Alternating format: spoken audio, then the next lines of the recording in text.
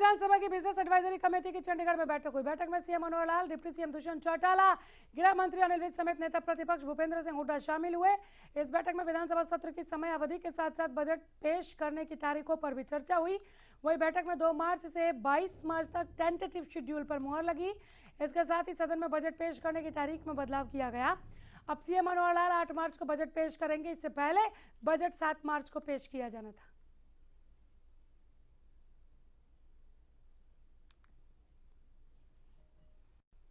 Budget session को प्रारंभ करने की तिथि जैसा हमको पहले से पता है, अनाउंस किया था कि 2 मार्च से बजट सेशन शुरू होगा। राज्यपाल महोदय का उस दिन अभिभाषण होगा और बाकी सारा कार्यक्रम बीएससी बिजनेस एडवाइजरी कमेटी ने रिकमेंड किया है और वो सेशन के सामने रखा जाएगा। और उसमें रिकमेंडेशन में 2, 3 और 4, उसके बाद 7 ये राज्यपाल अभिभाषण के ऊपर चर्चा और धन्यवाद प्रस्ताव पारित होगा। 8 तारीख को सुबह बजट के जो एस्टिमेट्स हैं वो प्रस्तुत किए जाएंगे और इसके बाद 14 तारीख तक अर्थात 9, 10, 11, 12, 13 ये 5 दिन कमेटियों के लिए कुछ कमेटीज़ बनाई गई हैं, एडॉक कमेटीज़, जो इस बजट के ऊपर सेक्टर वाइज चर्चा करेंगे और अपने कुछ सुझाव देंगे। ये पहली बार इस प्रकार का एक कार्यक्रम बनाया गया है। वैसे पार्लियामेंट में ये होता है, विधानसभा में पहली बार इस प्रयोग को कर रहे हैं ताकि सभी विधायक किसी न किसी कमेटी में बैठ करके अपने अपने सेक्टर के हिसाब से वो अपने कुछ सुझाव देंगे।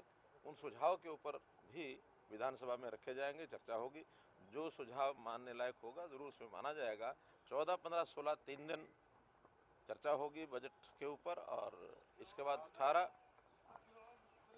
18, 19 ये छुट्टी रहेगी, 20 भी छुट्टी रहेगी। 21 और 21 तारीख को चर्चा का एक प्रकार से समापन होगा। 22 तारीख को जो विधायी कार्य होते हैं, एप्रोप्रिएशन बिल होता है, वो पास होगा।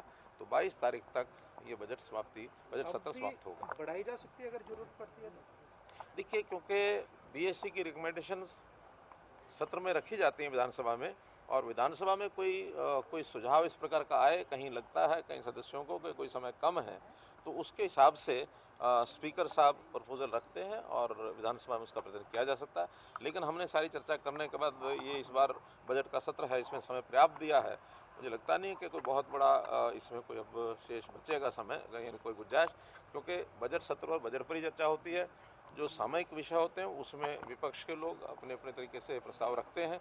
उसमें अगर कहीं आवश्यकता होगी तो स्पीकर साहब इसका निर्णय रख सकते हैं। तो जो भी 8-9 कमेटियां बनेंगी, क्योंकि मंत्रियों को छोड़कर और स्पीकर, डिप्टी स्पीकर, नेता प्रतिपक्ष, इनको अगर निकाल दिया जाए तो 73 एमएलएज और बचते हैं।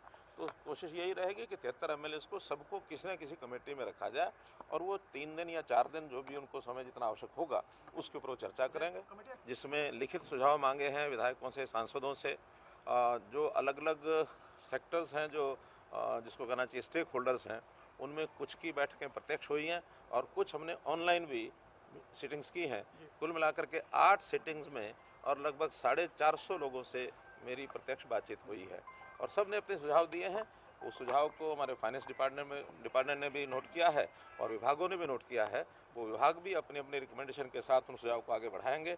अब ये जो समय बचा है 7 तारीख तक का, इस 7 तारीख तक उस बजट में अधिकतम सुझाव उनको कोशिश करेंगे कि उसमें समाहित किए जाए। क्योंकि हमारा जो सीधा वहाँ के लोगों से जो सीधा कुछ लिस्ट है या कोई जानकारी ऐसी नहीं कि कितने लोग हैं, कौन कौन वहाँ गए हैं।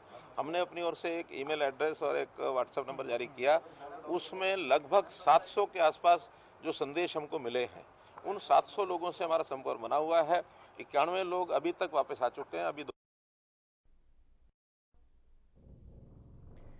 13 मार्च को कुरुक्षेत्र में विपक्ष आपके समक्ष कार्यक्रम के संबंध में कांग्रेस कार्यकर्ताओं को निमंत्रण देने कांग्रेस के राज्यसभा सांसद दीपेंद्र हुड्डा कांग्रेस भवन पहुंचे, जहां उन्होंने सरकार पर निशाना साधते हुए जन विरोधी करार दिया।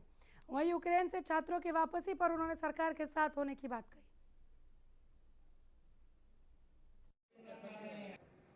जो डेवलपमेंट चार्ज इन्होंने लगाया, डेवलपमेंट टैक्स लगाने का काम 5% विकास शुल्क, मगर जिस प्रकार से सारा विधायक दल, कांग्रेस विधायक दल अगले दिन आपात बैठक में चंडीगढ़ में सबने सरकार को चुनौती दी कि इसको आगे बढ़ाओगे तो हम आर पार की लड़ाई लड़ेंगे।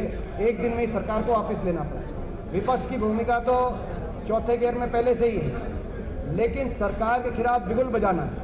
पोलैंड का जो बॉर्डर था, तो पोलैंड की फोर्सेस ने उस बॉर्डर पे जो है हिंदुस्तानी स्टूडेंट्स को, इंडियन स्टूडेंट्स को एंट्री नहीं दी। बाकी भी जो पड़ोसी देश हैं, ये वो देश हैं जिन देशों के साथ हमारे काफ़ी मजबूत आर्थिक और व्यापारिक संबंध हैं। भारत सरकार से आग्रह मैं करना चाहता हूँ एक सुझाव के रूप में, क्योंकि इस समय पूरा देश एक स्वर में बात देश को करनी चाहिए, तो राजनीतिक मैं विषय नहीं मानता इसको, कि घोषित करें कि ये जो सारे देश हैं यूक्रेन के पड़ोसी, जिनके बॉर्डर्स पे हमारे स्टूडेंट फंसे हुए हैं, ये देश तुरंत अपने बॉर्डर खोल के भारतीय नागरिकों को अपने देश में आने दे।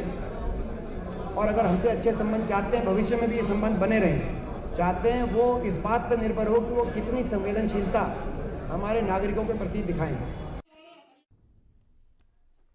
यूक्रेन और रूस के बीच बढ़ते तनाव को लेकर भारत सरकार चिंतित है और लगातार कोशिश की जा रही है कि यूक्रेन में फंसे भारतीय छात्रों और को सकुशल स्वदेश लाया जा सके। इसी मुद्दे पर प्रदेश के पूर्व विधानसभा स्पीकर कुलदीप शर्मा ने भी अपनी चिंता जाहिर की है। कुलदीप शर्मा ने कहा कि सरकार छात्रों को ला रही है, लेकिन इस काम को तेजी से करना चाहिए। इसके साथ ही पूर्व विधानसभा स्पीकर ने एनसीआर क्षेत्र की सीमा घटाने समेत कई मसलों को लेकर अपनी बात रखी। क्या कुछ कहा, सुनवाते हैं। तो उनको सुरक्षित रूप में वापस भारत लाया जा सके, क्योंकि युद्ध की विभीषिका कब तक चले कोई नहीं जानता है। तो सरकार प्रयत्न कर रही है, हम सरकार के साथ हैं। जब भी अंतर्राष्ट्रीय देश का मुद्दा, दो देश का मुद्दा आएगा, तो हम देश की सरकार और देश के साथ हैं। तो सरकार अपने प्रयत्न करें। 903 आदमी अभी तक 3 फ्लाइट्स में आए हैं, जो कि it should increase the intensity. NCR की सीमाएं बदलने से समस्या का हल नहीं होगा, क्योंकि करनाल का आदमी को गौरंडा तक जाते ही मधुबन पहुंचा, सीमा बदल गई। तो क्या करनाल की व्हीकल सिर्फ करनाल में चलाओ? ये हल नहीं है। होना क्या चाहिए कि किसान को और ट्रांसपोर्टर्स को रिलीफ देना चाहिए, पॉलिसी में चेंज होना चाहिए कि पेट्रोल और डीजल के दाम, क्योंकि सरकार ने राजनीतिक सोच के साथ इन राज्यों के चुनाव को ध्यान में रखते हुए दम भी कम भी किए। और अगर उत्तर प्रदेश में भारतीय जनता पार्टी हार गई तो जनता की कमर तोड़ने के लिए, क्योंकि यूक्रेन क्राइसिस से रशिया सबसे बड़ा सप्लायर है पेट्रोल और गैस प्रोडक्ट्स का। यूरोप कंज्यूमर है, इंडिया कंज्यूमर है, हमारा मित्र भी है। तो पेट्रोल और डीजल के दाम न बढ़े, गैस के दाम न बढ़े, इस बारे में क्या चुनाव से पहले सरकार को घोषणा करेगी? नौकरी का कानून सरकार बनाया, जो अभी माननीय उच्च न्यायालय में पेंडिंग है डिसीजन, वहां चैलेंज है। उससे कितना भारी 75% के कानून को कितना डाइल्यूट किया जाएगा कि 5% से 5 साल से हरियाणा में किसी भी कोने में कोई लोग रह रहे हैं, वो डोमिसाइल बन जाएंगे। और इसी प्रकार से एससी, बीसी और ओबीसी और एसटी, इन सब वर्गों का नौकरियों में, शिक्षण संस्थाओं में, सामाजिक सेवाओं में, सोशल सर्विसेज जो हैं, उन सब में डाइल्यूशन हो जाएगा। सड़कों के नवनिर्माण को लेकर खेल मंत्री संदीप सिंह ने पिहोवा का दौरा किया। इस दौरान संदीप सिंह ने मीडिया से बात करते हुए कहा कि हल्के पिहोवा की जो भी सड़कें खस्ता हाल हैं, उनको बनाने के लिए लगातार प्रयास जारी है। उन्होंने कहा कि कई दिनों से हल्के की एक सड़क को लेकर शिकायत मिल रही थी, जिसके बाद उन्होंने खुद उस सड़क का जायजा लिया। इस दौरान उन्होंने ऐलान किया कि खराब सड़क को जल्द से जल्द बनवाया जाएगा। उन्होंने कहा कि और भी हल्के की सड़कें जो खस्ता हालत में, उनको भी जल्द से जल्द नवनिर्माण किया जाएगा।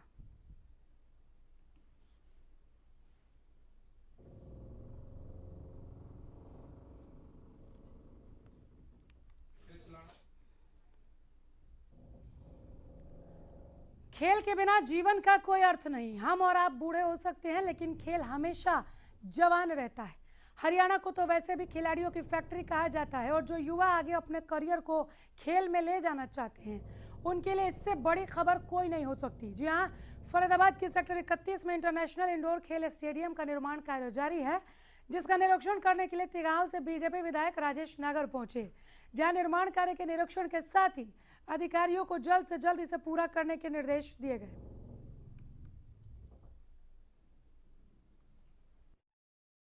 ये एक इंटरनेशनल लेवल का स्टेडियम बना है और इससे पहले पंचकुला और मधुबन में इस तरह के स्टेडियम थे और इसमें सारे इंडोर गेम्स हैं, जैसे कि आपका बैडमिंटन, बास्केटबॉल, वॉलीबॉल, जिम्नास्टिक, आपका स्क्वैश और जिम और अलग से एक ऑल वेदर स्विमिंग पूल भी यहाँ बन रहा है।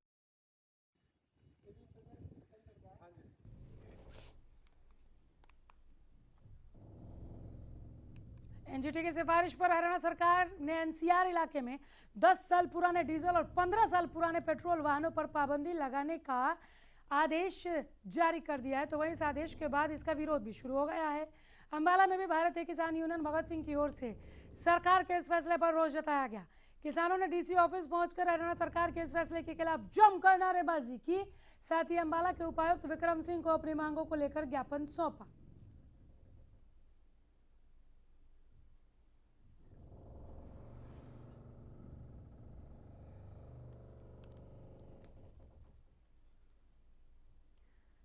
कैथल में नगर आयुक्त कार्यालय के सामने नगरपालिका कर्मचारी संघ के आह्वान पर आउटसोर्सिंग पर लगे सफाई कर्मचारियों और फायर ब्रिगेड कर्मचारियों ने अपनी मांगों को लेकर प्रदर्शन किया। आउटसोर्सिंग पर लगे कर्मचारियों ने फायर अधिकारियों पर आरोप लगाते हुए कहा कि आउटसोर्सिंग पर लगे कर्मचारियों के बिना सहमति के जबरदस्ती तबादले किए जा रहे हैं, जो कि नियम के खिलाफ है। प्रदर्शनकारियों ने 25 अप्रैल और 17 अगस्त 2020 को हुए समझौते को लागू करने की मांग की है। साथ ही ठेकेदारी प्रथा के तहत लगे कच्चे कर्मचारियों को पक्का करने और पक्का होने तक समान वेतन देने की मांग की है। मांग पूरी नहीं होने पर आंदोलन की चेतावनी दी है।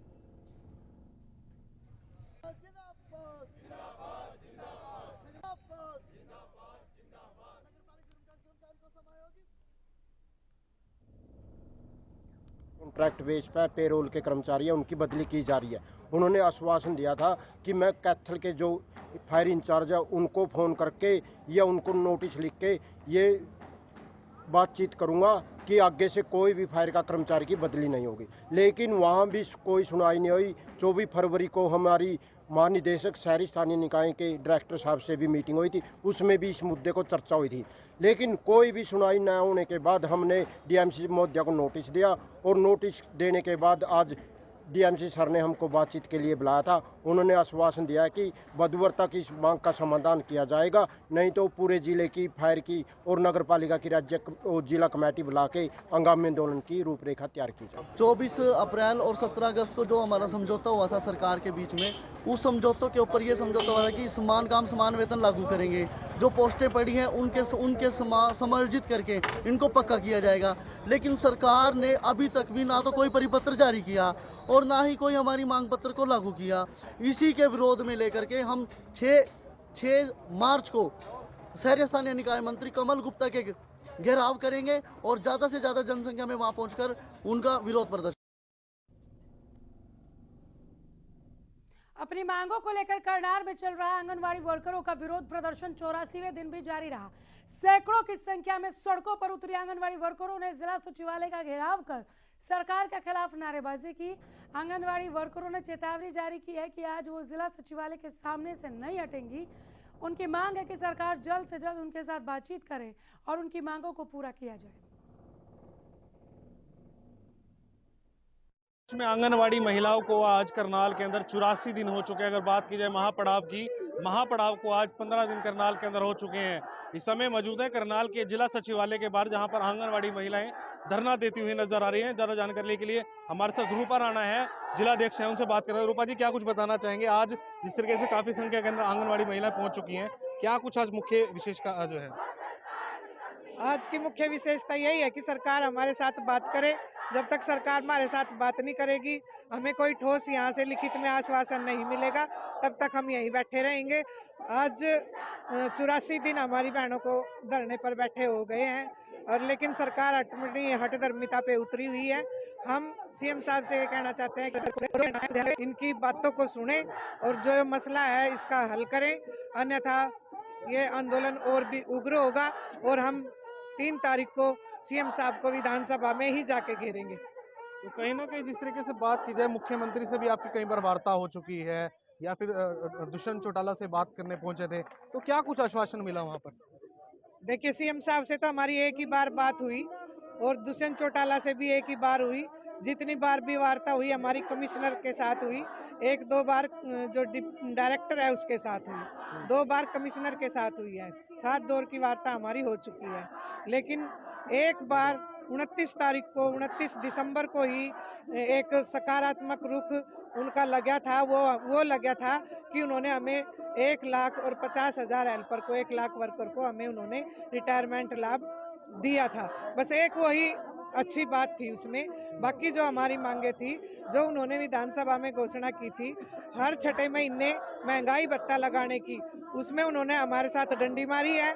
जो हमारी एक किस्त देके 5 किस्त पेंडिंग है सीएम साहब के साथ, और अब जो उन्होंने करा है वो 1 साल में करा है। इसके लिए भी हम सीएम साहब से वार्ता करने चाहते हैं। और जो पीएम साहब की घोषणा है 1500 750 की, उसको हम लागू करवाना चाहते हैं।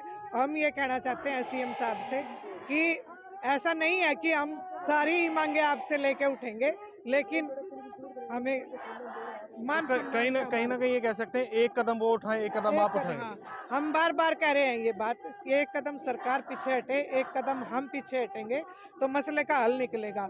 ऐसा तो है नहीं कि जो देश का राजा है वो हठधर्मिता पे उतर के और जिद, बच्चों की तरह जिद तो हमें करनी चाहिए, क्योंकि हम जनता है और जनता ने अपनी सुविधाओं के लिए सीएम साहब को बना के कुर्सी पर, वो हठधर्मिता पे उतर के और जिद, बच्चों की तरह जिद तो हमें करनी चाहिए, क्योंकि हम जनता है और जनता ने अपनी सुविधाओं के लिए सीएम साहब को बना के कुर्सी पे बिठाया है। तो सीएम साहब भी अगर जिद करेंगे तो कैसे मसलों का हल निकलेगा। राणा जी, आज की बात करें तो आज क्या कुछ करने जा रहे हैं? आज हम यहीं बैठे रहेंगे, चाहे हमें रात हो जाए, चाहे हमें यहाँ रात यहीं गुजारनी पड़े, और जब तक हमें कोई लिखित में चिट्ठी यहाँ से नहीं मिलती तब तक हम यहाँ से नहीं उठेंगे।